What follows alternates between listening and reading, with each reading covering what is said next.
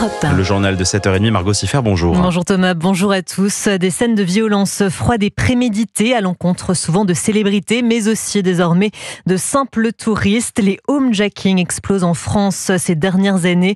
Dernier exemple en date, samedi soir, dans un Airbnb du 14e arrondissement de Paris, 2 Brésiliens contraints de se mettre à genoux, main sur la tête et couteau sous la gorge, le tout pour 6 iPhones et 80 € en liquide. Un phénomène qui ne cesse d'augmenter, Caroline Baudry. 515 homejacking en 2023, 550 en 2024. Ces cambriolages violents ont augmenté de 7% en un an. Le chiffre pourrait encore grimper cette année, explique Sandy Bréjon, déléguée syndicale chez Police Alliance Nationale. On est à peu près à 250 en moyenne, sachant qu'on est à la moitié de l'année. On a de l'augmentation tout simplement à cause des réseaux sociaux. On a beaucoup de personnes qui, sur leur profil, vont mettre leur date de vacances, qui vont montrer leur intérieur. Ça permet vraiment aux cambrioleurs de pouvoir estimer ce qu'il y a à l'intérieur du logement. Ces cambrioleurs se divisent en 2 catégories, explique-t-elle, des jeunes de moins de 20 ans sous alcool et produits stupéfiants ou des quadragénaires en bande organisée qui font un gros travail en amont. Tous sont armés et prêts à tout, alerte la policière. Ce que nous on conseille, c'est de rester calme, de donner et d'écouter ce que les voleurs veulent. Et une fois que les voleurs sont partis, tout de suite faire le 17, ne surtout pas toucher à quelque chose. On peut avoir de l'ADN un peu partout. Grâce à l'analyse de l'ADN et des réseaux sociaux, la police revendique un taux d'élucidation des homejacking de 70% en France. Caroline Baudry pour Europe 1. Flambée des violences également au Royaume-Uni. Les manifestations se multiplient devant des centaines d'hôtels réquisitionnés par l'État pour accueillir chaque jour des demandeurs d'asile. L'un d'eux, un Éthiopien de 38 ans, est accusé d'agression sexuelle sur une adolescente de 14 ans. Une affaire qui a mis le feu aux poudres. Depuis, au moins 18 manifestants ont été arrêtés et 8 policiers blessés. Les autorités craignent de revivre les émeutes anti-migrants de l'été dernier. Sarah Menei. Depuis 2 semaines, quotidiennement, ces manifestants se rassemblent devant l'hôtel Bell d'Epping, une ville de 11 000 habitants au nord de Londres. Ils protestent contre la présence des demandeurs d'asile. Une fois entrés dans le système, ces derniers sont logés par les autorités, le plus souvent dans des hôtels où ils peuvent rester plusieurs mois, voire plusieurs années. Ce dispositif a un coût, 10 millions d'euros par jour pour l'État. C'est ce chiffre que dénoncent les manifestants. Interrogé par la chaîne Sky News, le ministre britannique du Commerce, Jonathan Reynolds, dit comprendre la frustration du grand public. Je comprends leur frustration. Si l'on considère le nombre d'hôtels, ils étaient 400 au plus fort de la crise et ils ne sont plus que 200 aujourd'hui. Le nombre diminue donc, les demandes d'asile sont traitées plus rapidement et davantage de personnes ont été expulsées sous ce gouvernement. Mais je comprends la frustration. À l'échelle locale, plusieurs conseils municipaux demandent aujourd'hui la fermeture de ces hôtels. En attendant, le ministère britannique de l'Intérieur travaille à la relocalisation de certains demandeurs d'asile. Londres, Sarah Menei, Europe 1. Panique à New York dans un quartier d'affaires du centre de la ville. Un homme armé d'un fusil a ouvert le feu près d'un gratte-ciel. 4 personnes, dont un policier et une femme, ont été tuées. L'assaillant, qui a agi seul, a été neutralisé. Il présentait, d'après la police new-yorkaise, des antécédents de troubles psychiatriques. C'était il y a 2 semaines à peine. Donald Trump donnait 50 jours à la Russie pour cesser ses hostilités en Ukraine. Oui, et depuis, aucune avancée n'a été constatée. Pire encore, les attaques se multiplient. Des frappes russes ont fait cette nuit en Ukraine. Au moins 20 morts et une quarantaine de blessés. Donald Trump laisse désormais à Vladimir Poutine 10 à 12 jours pour mettre un terme au combat. Un message de fermeté salué par l'Ukraine. Le président turc Recep Tayyip Erdogan propose quant à lui d'organiser des négociations de paix. L'automobile, les vins ou encore les produits de luxe, autant de secteurs essentiels de l'économie française qui vont être concernés dès vendredi par les droits de douane américains de 15%. Oui, et cela malgré l'accord jugé par Donald Trump comme le plus important de tous, ou encore la présidente de la Commission européenne Ursula von der Leyen qui parle d'un énorme accord. La réalité est tout autre pour la France qui exporte chaque année vers les États-Unis pour 50 milliards d'euros de biens. Et certains secteurs le payeront plus cher que d'autres, Baptiste Morin. De Donald Trump, l'Europe a obtenu des exemptions pour les secteurs aéronautiques et pharmaceutiques notamment. Bonne nouvelle pour la France, ces deux-là représentent en cumulé 27% des exportations tricolores vers les États-Unis. Mais d'autres filières prestigieuses font la grimace, comme les cosmétiques, 3,4 milliards d'euros d'exportation l'an dernier.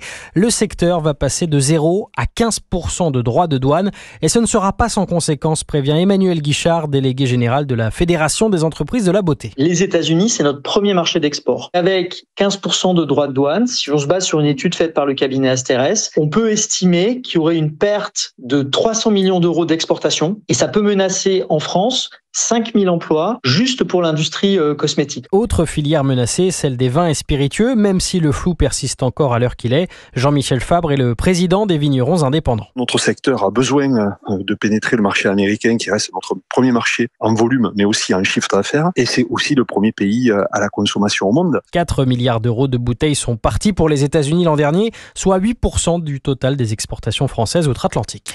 Baptiste Morin pour Europe 1 et à noter que les filières concernées par ces futurs droits de douane se réuniront demain à Bercy. 2 objectifs, évoquer les conséquences de l'accord et la suite des négociations sur ses modalités d'application. Le ministre de l'économie Éric Lombard se rendra auparavant ce mardi auprès de certains acteurs affectés par le texte. Le ministre de la Justice Gérald Darmanin présente les grandes lignes de son projet de réforme du système judiciaire. Supprimer le sursis, revenir sur le principe d'aménagement des peines ou encore instaurer des peines minimales, autant de mesures sur la table qu'il devrait présenter à l'automne en Conseil des ministres. Les juges ne sont pas laxistes, mais le système l'est devenu, déclare le garde des Sceaux. Il promet donc une véritable révolution pénale.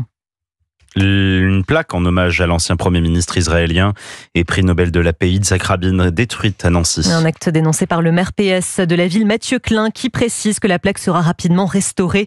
Il n'y aura à Nancy aucune place ni aucune excuse pour l'antisémitisme et le racisme. Ce sont ces mots. La municipalité porte plainte. Les Républicains ont tranché, il n'y a pas de surprise. Oui, l'ancien Premier ministre Michel Barnier a été désigné pour se présenter à la législative partielle de la 2e circonscription de Paris.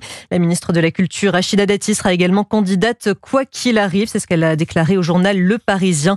Elle accuse l'ancien chef du gouvernement de se présenter pour servir des ambitions présidentielles. Michel Barnier qui déclare être candidat contre personne ou plutôt avec tout le monde. Prudence si vous êtes habitant de l'Essonne, un python d'1,80 m de 8 kg s'est échappé la semaine dernière. Oui, le propriétaire de ce beau spécimen non venimeux, je le précise, a lancé un avis de recherche relayé par sa commune de Morsan-sur-Orge, car évidemment, dans le voisinage, on est très inquiet, Cyril de la Morinerie. Oui, depuis 4 ans, Vincent élève un python royal d'1,80 m de long et qui pèse 8 kg. Ce passionné d'animaux, qui possède notamment plusieurs lézards et un chien, a perdu la trace de son serpent préféré. Après l'avoir montré à une amie jeudi dernier, Na, le nom de son python royal, a pris la poudre d'escampette. J'ai refermé le terrarium, mais en oubliant de mettre le loquet. Les pompiers sont venus, ils ont fouillé toute la maison, nous ont dit on l'a pas trouvé, mais ça veut pas dire qu'il est pas chez vous. Vincent a alors prévenu tous ses voisins et posté un message sur les réseaux sociaux. La mairie de Morsan-sur-Orge a également alerté les habitants, mais le propriétaire de ce python royal se veut rassurant, son serpent n'est pas venimeux. Sa tête fait 5 cm de long. Et puis il a des toutes petites dents. Il a toujours été nourri avec des rats décongelés, donc il n'a pas l'instinct de prédateur. Le chef des pompiers, par exemple, en partant, nous a dit « Moi, je suis pas inquiet pour les gens, mais je suis inquiet pour votre serpent parce qu'il est dehors, il va se faire bouffer par un chat ou par un oiseau. » Attention, si vous croisez néanmoins ce python royal, éloignez-vous et appelez au plus vite les pompiers, car s'il se sent en danger, ce serpent peut mordre. En attendant, les recherches se poursuivent, notamment dans le jardin des voisins. Cyril de la Morinerie pour Europe 1. Et puis on termine avec du sport et cet exploit du Français Maxime Grousset, sacré champion du monde du 50 mètres papillon à Singapour. Premier titre pour la délégation française, Charles Bouchin. Oui, Maxime Grousset a assumé son statut de favori, 22 secondes et 48 centièmes à l'arrivée, nouveau record de France. Et pourtant, le néo-calédonien était mal parti, longtemps devancé par son grand rival Noé Ponty. Le nageur français remonte comme un boulet de canon dans les derniers mètres pour devancer le Suisse de 3 petits centièmes. Une course folle qu'il décrit au micro de France Télévisions. Après, je vois qu'au 25, il est devant moi. J'ai mis un petit coup d'œil. Je me suis dit, reste grand. Et voilà, c'était vraiment une course fabuleuse, c'était vraiment cool. Et l'été dernier, Maxime Grousset a connu des Jeux Olympiques frustrants à Paris, seule une médaille de bronze en relais. Mais après cette Olympiade, le nageur a su sortir la tête de l'eau, comme l'explique sa compagne Zoé. Il a énormément travaillé sur lui, il a beaucoup échangé avec son staff, il a changé certaines choses aussi cette année. C'était vraiment les Jeux maintenant c'est derrière moi. Je suis concentrée aussi sur toutes les petites échéances internationales et notamment les championnats du monde jusqu'à Los Angeles. Donc c'est top. La jeune femme décolle ce matin pour Singapour où elle suivra les 3 autres courses individuelles de son petit ami. Il est engagé sur 100 mètres nage libre, 100 mètres papillon et 50 mètres nage libre. Charles Bouchin pour Europe 1. Et puis un an après son triomphe aux Jeux Olympiques de Paris, le quadruple champion olympique Léon Marchand sera également de retour demain à ces championnats du monde de natation à Singapour. Ce sera sa première grande compétition depuis l'été dernier. Merci Margot.